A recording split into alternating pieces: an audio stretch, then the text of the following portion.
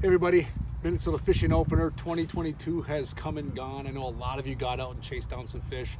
We chased some stuff in the Twin Cities area. We didn't go north, we stayed close to home. We chased bass, we chased pike, even caught some walleyes.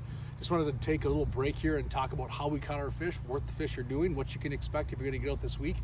Like I said, for starters, it was a beautiful weekend. It was sunny, a little windy on opener. I think we'll take it, right? For what Minnesota Opener can bring, we had a pretty darn nice day. 70s for highs, a lot of sun, some wind, which was great. The fish were, for the most part, cooperated. We caught our fish in a variety of different ways. A lot of fish were shallow, a lot of fish were relating to the weeds. Again, where we fished in the Twin Cities area in North Metro, these fish were all close to the weeds, and for the most part, they weren't under 10 feet of water. So we really targeted mostly for bass. I brought Jack and Brody, two of my kids, out fishing, and we targeted them a variety of ways, found some consistent patterns, and we're gonna go through that stuff here real quick. Water temps in the North Metro were about 65 degrees, which again, we continue to warm up, and things are progressing nicely. We did see a few bass start to stage for beds. I wouldn't say the bass are on their beds yet. We're still a little behind schedule.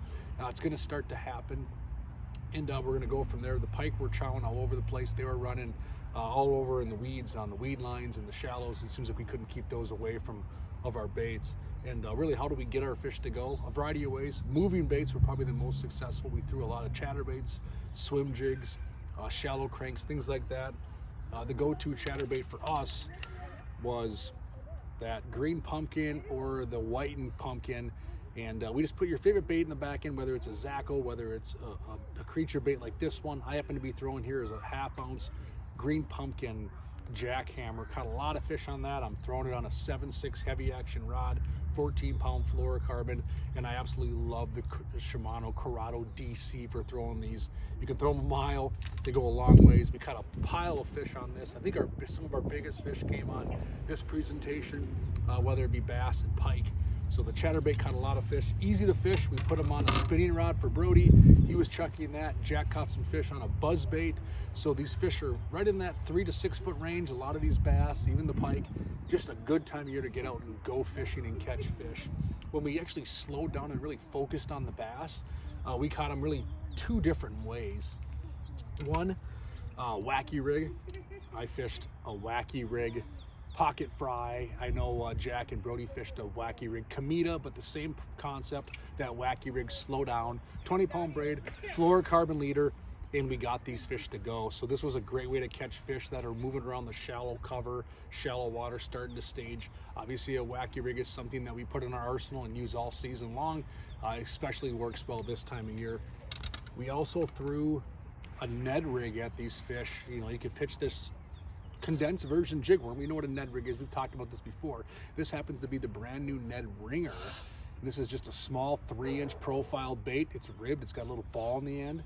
Fish your favorite Ned head, and we've pitched this around shallow cover. We pitched this around docks. This worked exceptionally well. We're not dealing with a lot of matted up weeds yet, not a lot of lily pads. They're still growing. They're not even hitting the surface, so we could kind of get through those weeds efficiently and effectively with this Ned Rig. So that new Ned Ringer, I'm really excited for this. Got a chance to finally use it, caught a bunch of fish on it.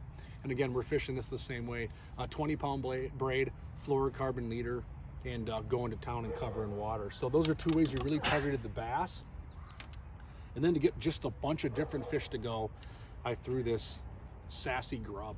This is just a 3-inch profile little grub tail from Mr. Twister, little paddle tail, and I put a 1/8 ounce drop TG black head on it. So this is the bluegill color. It comes in all variety colors and whatnot, but this is how we caught a lot of fish. Small profile, mimics a lot of what these fish are feeding on right now, whether it's young of the year bluegill, crappies, minnows, whatever it might be. We threw this little 3-inch profile grub paddle tail at these fish. In fact, this is what got our walleyes to go today. And for this rod, I'm fishing a 7.3 custom from Thorne. It's a medium light blank. I'm putting a 2500 series Shimano on there, 10-pound braid with a 6-pound fluorocarbon leader, and I could just go after fish and cover water. So that was another way we caught our fish today. So a lot of different ways to get it done, but the big thing I saw today is a lot of these fish were relating to the shallow weeds, inside weed lines, big expansive shallow weed flats. They're starting to move past finding the warmest water and just starting to actually stage. You know, we didn't really hammer down on the walleyes a ton. We caught a pile of pike and bass. It was a lot of fun this weekend. Got the Jones out of our system after fishing crappies for a couple weeks. It was nice to put the bend on a few larger fish. So my advice for you this week, if you want to just go out there and go fishing, put a chatterbait on, put a moving bait, get in 3 to 6 feet of water and just cover ground. If you want to slow down and fish just bass, the Wacky Rig, the condensed Ned Rig caught a lot of fish. And then just to cover water with a small paddle tail, little 3-inch paddle tail of some variation, and just get out there and chase them down. Seems you get to put a lot of fish in the boat as well. So I'm super excited this week. We're gonna make a trip up to Mille. I'll have a little bit of a Mille Lake report for you, and then we're gonna continue to hit some more lakes in the metro area and see what happens here as we jump off and kick off the 2022 open water season. Super excited. We caught fish all weekend. It was a blast. Hopefully you had a fun time, enjoyed some time with family. It's a holiday in Minnesota, the Minnesota Fishing Opener. There we go. It's in the books, and here we go. We're kicking out the season in style. Have fun and good luck this year.